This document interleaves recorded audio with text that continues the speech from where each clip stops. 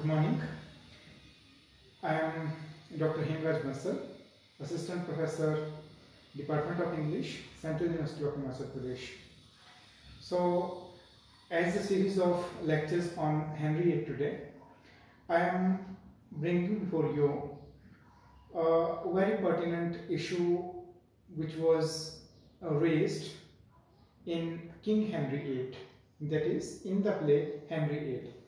Today I will be talking about Queen Catherine of Aragon, and then why King Henry became so much ruthless to divorce her.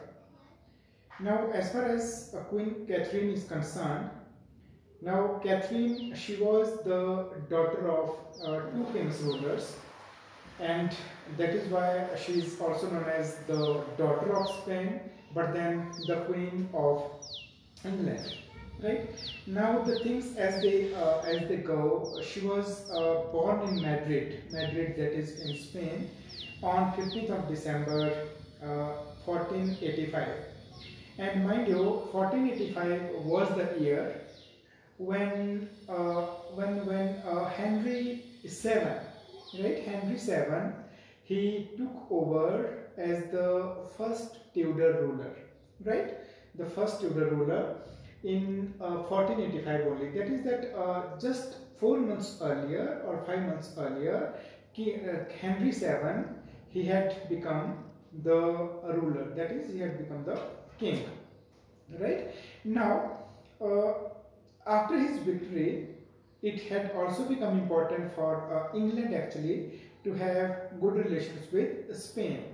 So it is in terms of those that when we look at Catherine, this young child, when Catherine is born in 1485, so and then when even King Henry VII, he becomes the king in the same year, that is 1485 only. Thereafter, this alliance between the two, let us say between England and then Spain, it was to be strengthened, right? Now, as I told you in the beginning, that Catherine was the daughter of Isabel, right? Isabel of Castile, right? She was the daughter of Isabel of Castile, and her father was Ferdinand, right? And her father was known as Ferdinand of Aragon.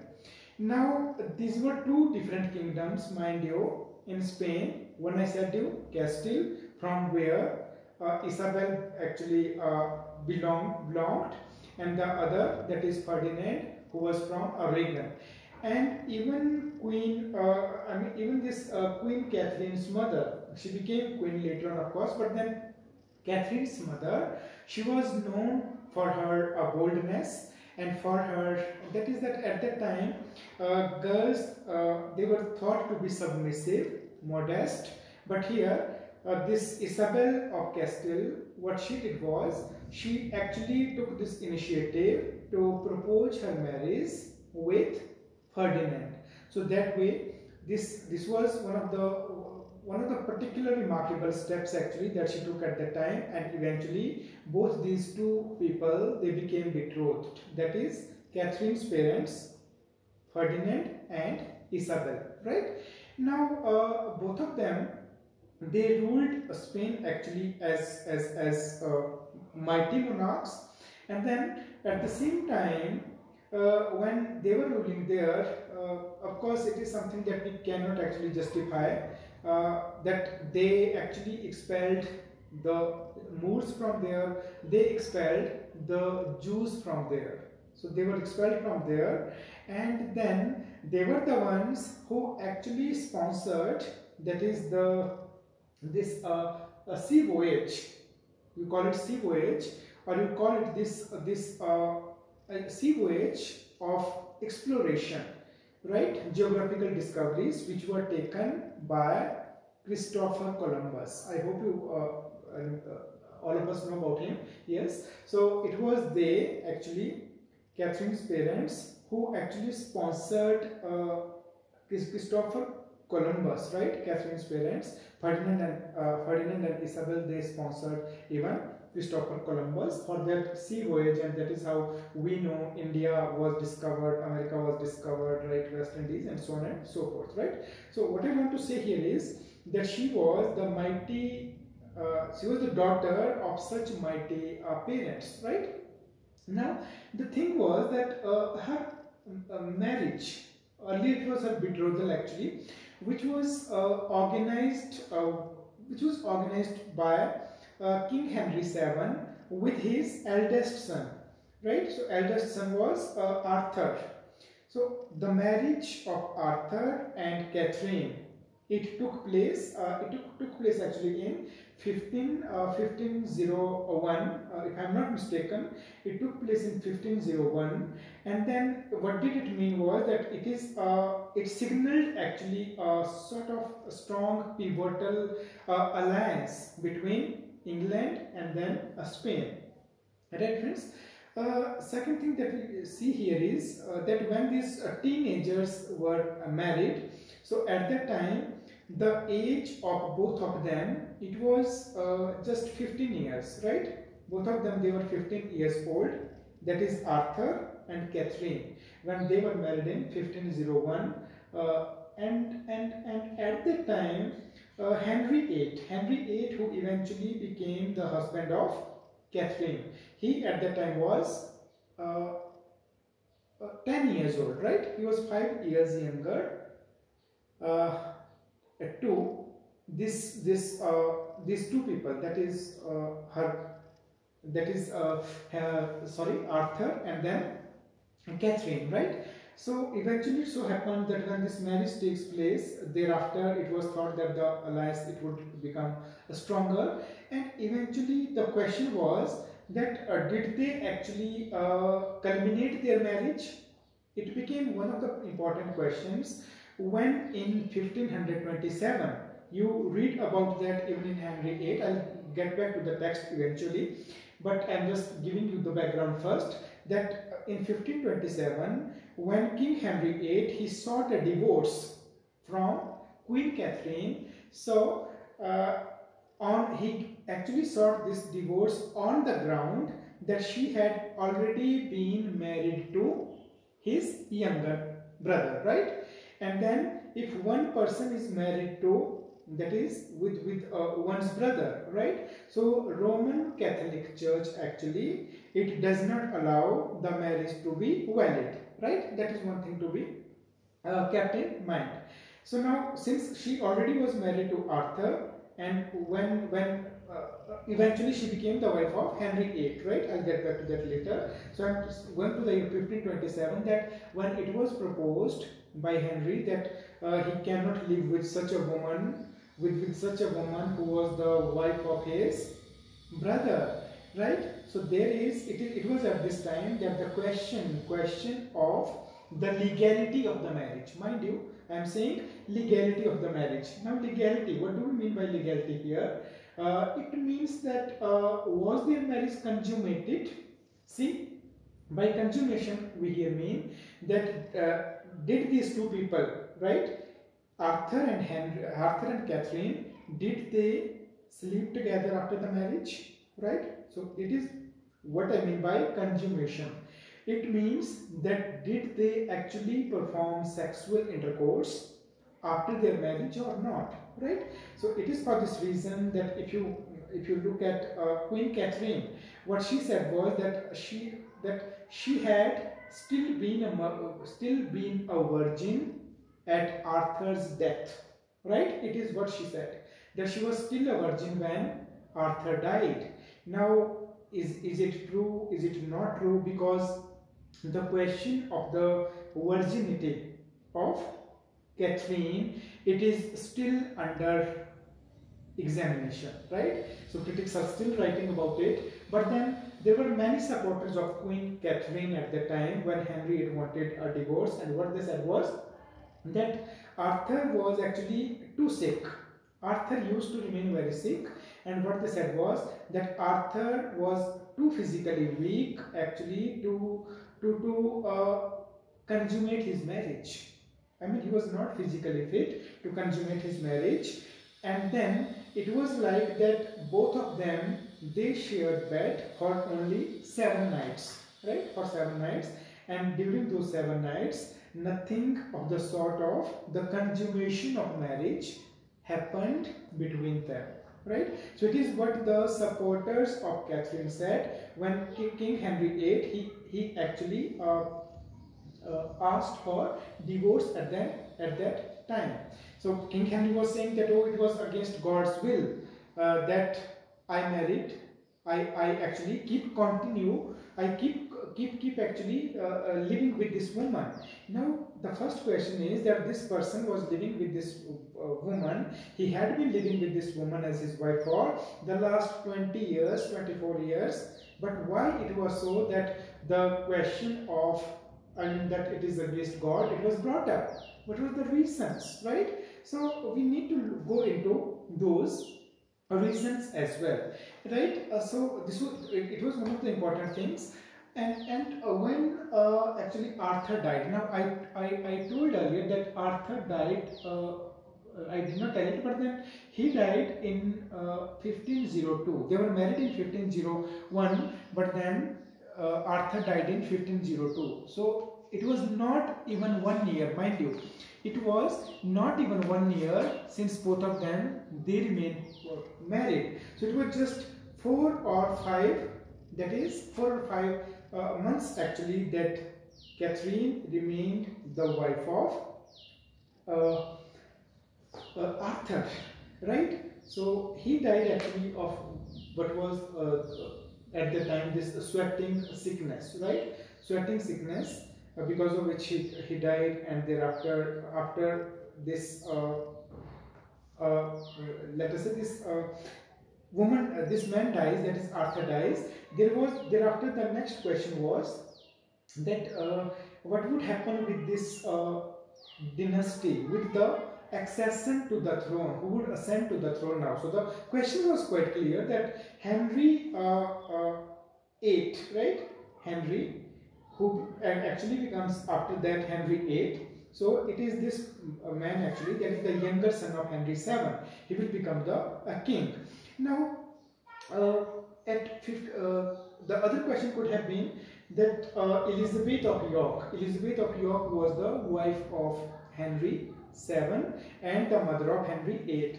Even she dies, right? She died in the year 1503 while she was giving birth to an immature baby. So she also dies there. Now after 6 years, what do we find is that King Henry VII, he dies in 1509, and it is in 1509 that we find that Henry becomes as Henry VIII, right, at the age of 17. So he became the king at that time. Now let us take this question first, that why did it so happen? Why did it so happen that Henry VIII actually she married this lady, right? The question was this: why did Henry VIII marry Catherine? The question is this, which I am trying to answer here. Now let us assume in the first, not assume, but it so happened that even Henry VII, it is said that even Henry VII, he thought of marrying Catherine for himself. Why? Because he did not want to break that alliance with Spain, one thing, and second, because the marriage with Catherine had brought so much glory, so much at the same time dowry to Henry VII. So he thought of marrying this woman at that time, that is his own daughter-in-law at that time. Second aspect of this is that it was because of Isabel, that Isabel actually intervened quite strongly. That is again why I am saying is that Isabel, Catherine's mother, she was a very strong woman, right? And the next important question that comes to my mind is that when Henry VIII married her, why this question did not come into her in her mind, in his mind at the time, that he is marrying his brother's widow, right? why he's marrying her, why he was marrying her at that time. So he married her for the reason, as I told you earlier as well, that actually she had a lot of to retain the dowry. That was the one thing, to retain the relation. Why? Because Spain was a mighty empire, of course everybody knew about that. And then the other thing was that the kind of international prestige that England would have enjoyed had Catherine been given that place of acceptance in the English kingdom again, right? So these were the reasons in the first place for which Henry VIII actually he thought of marrying this woman, that is for her rich dowry in the first place. And the second aspect of this is that he also adored her for her beauty. And many people, many critics actually say that the couple, that is Henry VIII and Catherine, both of them, they loved one another. And Henry VIII, he appreciated her beauty, he adored her beauty. And then the other thing is that both of them, whenever they would go for hunting, they would go together, right? And at the same time, she had been a very good companion for Henry VIII, right? So the other question that emerges here is that if they had been living so well for so many years, then why is it that the things took on such a sudden turn, right? So the reason for this actually can be seen that King Henry, the moment he comes across this a woman, that is Anne Boleyn. So Anne Boleyn was the lady in waiting, right, for Queen Catherine, right? So Anne Boleyn was really very beautiful, and he actually fell for this woman, that is Anne Boleyn. So it was not out of any, let us say, pricks of conscience that he had married his brother's wife, but it was because after 20-24 years when he saw Anne Boleyn, so at that time he fell completely for her. He was bewitched by Anne Boleyn, and it is for this reason that he divorced, or he presented his case for divorce before Queen Catherine. And it is for this reason that we have these two characters there in the play, Cardinal Campassi and Cardinal Wolsey, those two central characters. And then this woman, Catherine also played a very important part as a regent actually when King Henry VIII was fighting in France, and then she was keeping in her hands the reins of the government for a brief time. And it was at the time that there was a battle in 1513, right? And that battle is known as the Battle of Flodden, right? And that took place when there was this James Ford, right? So all these things, they happened there, they had taken place there, right? But the only problem was that Queen Catherine, she could not produce for the king a male heir, right? Now they had a very good relation, they had enjoyed this relation, but the problem was that King Henry thought, first problem was that she was his brother's widow, and second was that she could not give him a male heir. Now Catherine had she had given birth to many children, but the problem was that all these children, many of them, they were stillborn, right? Stillborn, that is that they were born dead, and she also had many miscarriages. So their relation was plagued by these relations, and it is because of this that Henry VIII had turned to many mistresses, right? And he had many illegitimate children as well, right? So these are the actually issues which become important here when we talk about Catherine of Aragon. Now, what an important part she had played in the life of King Henry VIII, and then how suddenly she is cast off, right? So now think for a moment that she was subjected to a long process of humiliation when she had to prove that she was a virgin. It was a long process of humiliation, right? For 6 years, from 1527 to 1560 or 1533, she did not agree for the divorce, for which she was being oppressed time and again. She was being forced time and again during these 6 years, but then she held her foot firm. She did not allow herself to be led.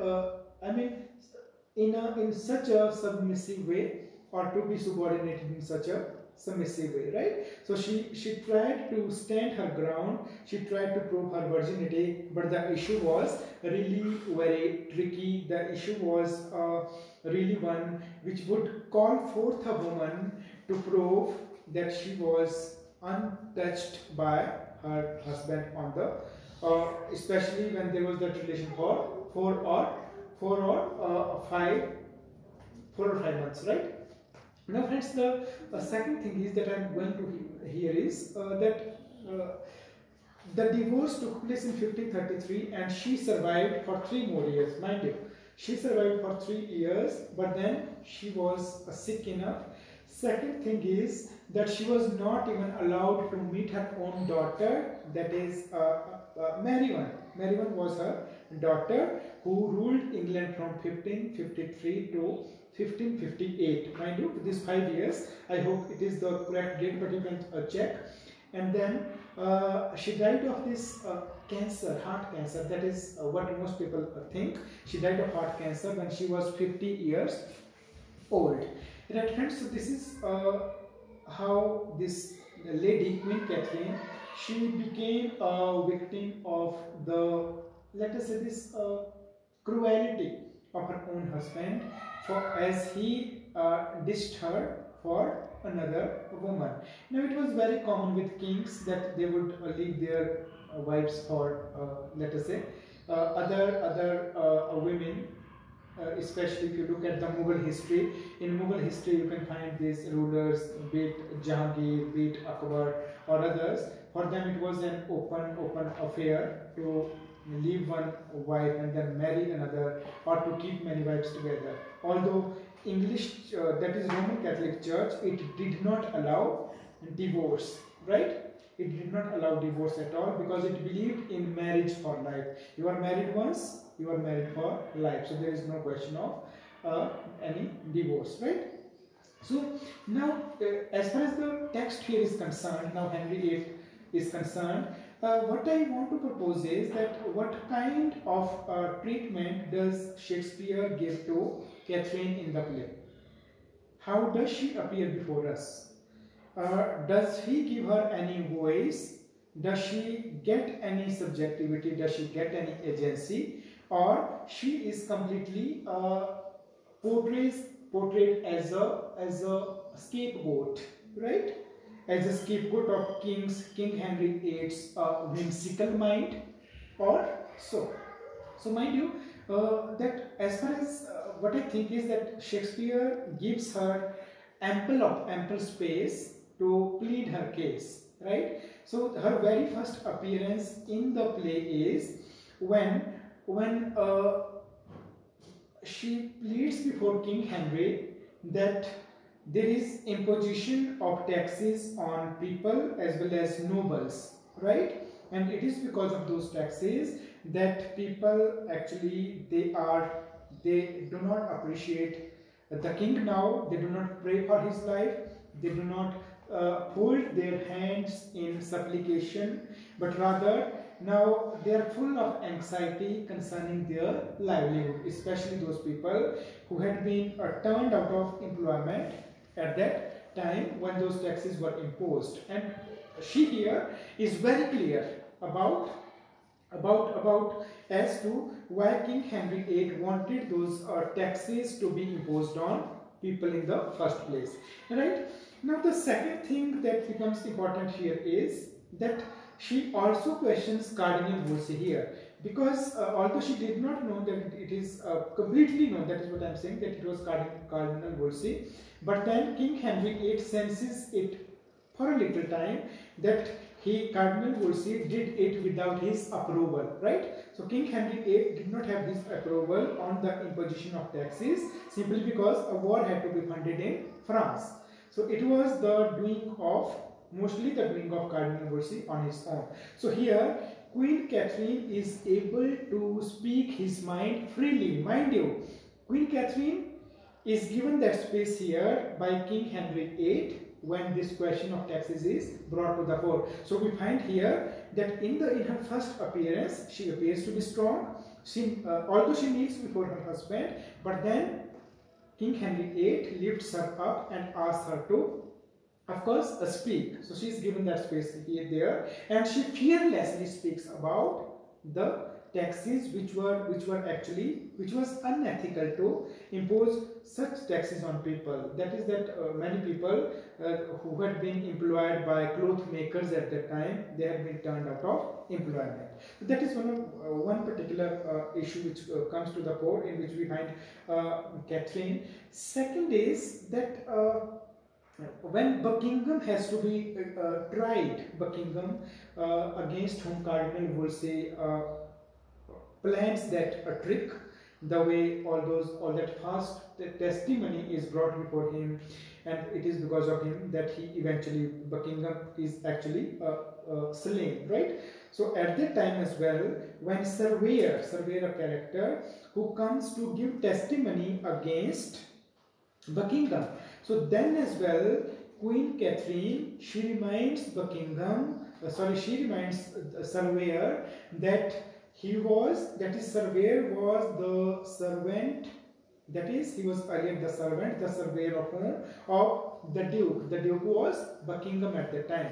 So this Surveyor at that time was serving under Buckingham, and she asks him that do not just give testimony against a noble person. Why? Because you had been fired from the job. Now this Surveyor had been fired from the job. Why? Because people had complained against him that he had done a lot of corruption, right? So it is for this reason that he had been dismissed by Buckingham from the service, and it is Queen Catherine directly asks him to take care of before he gives false testimony. What she says is that do not bring in personal grudges here when you are speaking against a nobleman, right? But then we know that, of course, King Henry does not listen to listen to even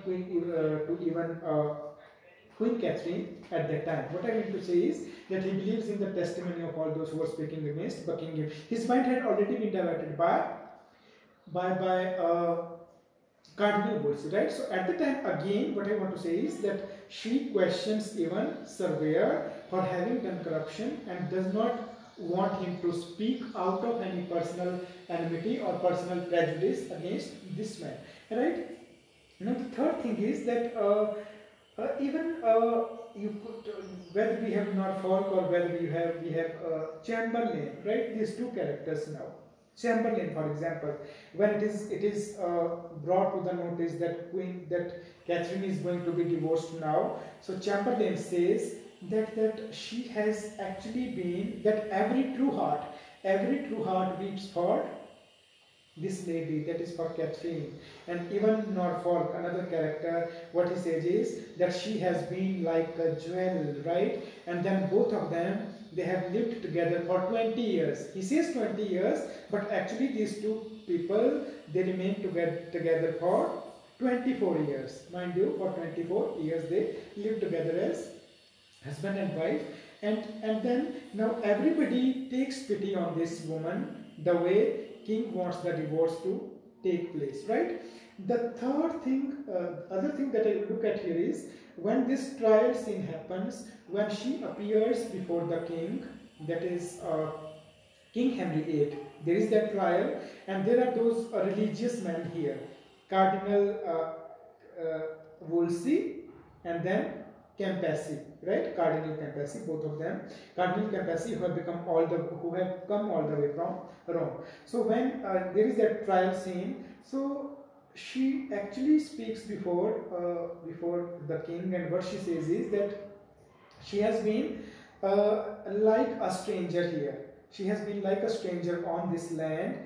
Why? Because she feels that there is no one who would support her as a Spanish woman, right? So she's a stranger here. Why? Because even king has not been able to give her that space. Why? Because now she is about to be deserted. So she asks the king that she's like a stranger here, and she says further that she does not have any fair judge here. She cannot believe in these two judges here who have to pronounce judgment on her, that she would, whether she would agree to the divorce or she would not agree to the divorce.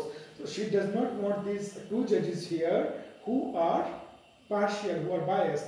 So she wants someone from Spain, right? And third thing is that what she says is that she has been a true wife to sorry, that she has been a true wife to the king through all those years, and the loyalty, the faithfulness of Catherine of Aragon cannot be doubted. She was loyal, she was faithful to the king, and it was for this reason that she the king could not find any reason of adultery against her, as he later found against Anne Boleyn, right? The same woman for whom he now divorces Catherine, the same woman he divorces just after 3 years of marriage. That is Anne Boleyn. Not divorces, but he gets her killed, right? He lets her hang. Now see what kind of love it was. Now, what Queen Catherine says here is that she has been a true wife, and then her moods, they have been conditioned by the moods of the king, right? That if king had been happy, she had remained happy. If the king has remained overcast, he has remained sad, she has also become sad with him, right? So she has channelized herself the way king has channelized himself. Then other things which can be taken into account is that as far as the enemies of Henry are concerned, so she has loved even her own enemies, not the enemies of King Henry, but her own enemies. Why? Because they happen to be the friends of her husband. Since they were her husband's friends, so she even held those people in esteem, notwithstanding the fact that they were her enemies. So these are the kinds of things here that she